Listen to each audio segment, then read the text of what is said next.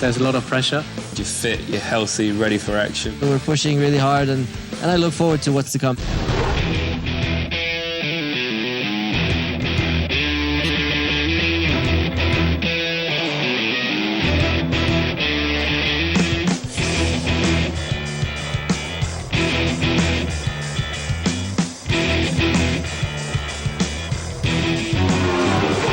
All the complicated issues, like a blown diffuser, they were ruled out. So everybody is basically now trying to copy whatever worked well the season before. And that's why I reckon we're going to have a very, very, very even field with probably about 5 teams at the same level of performance.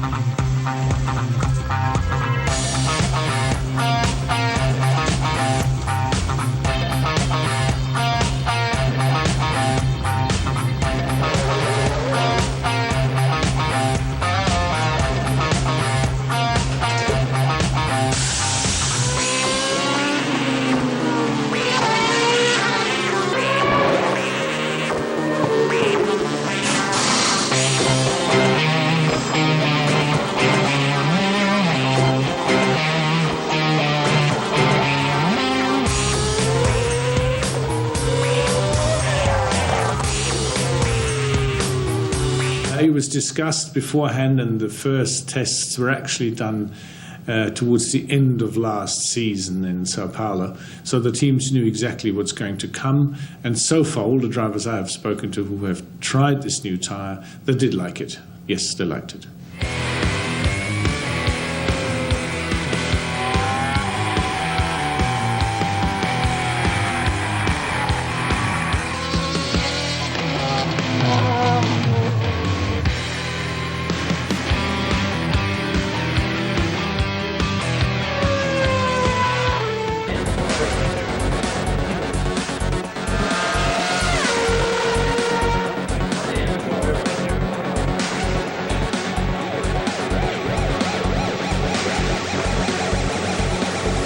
It's the highest technology in motor racing on this planet. It has actually the highest level of driver performance in the world, and it is a true world championship.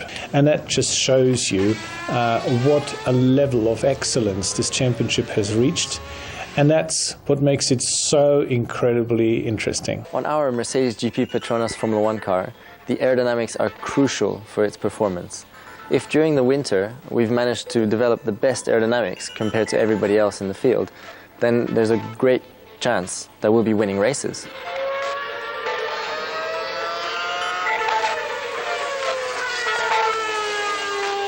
The aerodynamics of a Formula 1 car is probably the most powerful force that we generate with the car, and it's probably the key area for the performance of a Formula 1 car.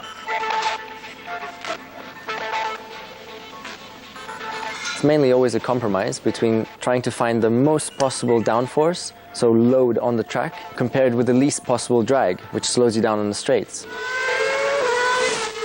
An example of how powerful the aerodynamics are was the F-duct last year, where a tiny hole in the rear wing had such a huge effect and made us a couple of tenths per lap faster. And another good example where the aerodynamics are very powerful is in fast corners. If the aerodynamics are just right on the car, you can take it absolutely flat out. Whereas if they're not perfect, you'll have to lift in the corner because you'll be moving about and it just won't feel good when you're driving in the car. Really, a Formula 1 car is like a low-flying aircraft.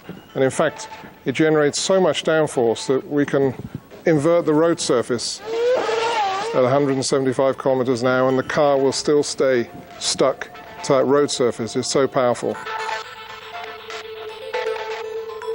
There's about more than 100 people working just on the aerodynamics in our factory. Every surface of the F1 car is thought about. You know, they consider everything for the aerodynamics so that the air flows as smoothly as possible over the car.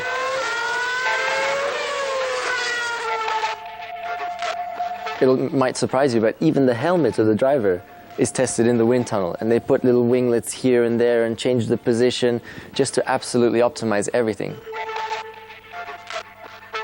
It's such an important part of the performance of a Formula 1 car that we have our largest department here at Mercedes-Petronas devoted to the aerodynamics of the car.